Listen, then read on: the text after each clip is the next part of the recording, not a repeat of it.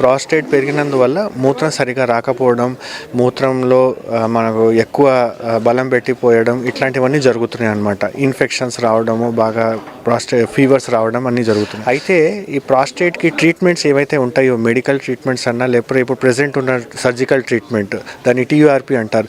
దాంట్లో ఏమవుతుందండి, ప్రాస్టేట్ తీసేసినందువల్ల మన ఈజాకులేషన్ ఏదైతే అంటారో, అంటే వీర్యం ఏదైతే బయట వస్తుందో సెక్షువల్ యాక్టివిటీ తర్వాత అది రాకుండా బ్లాడర్లోకి వెళ్ళిపోతుంది. రెట్రోగ్రేడ్ ఈజాకులేషన్ అంటారు.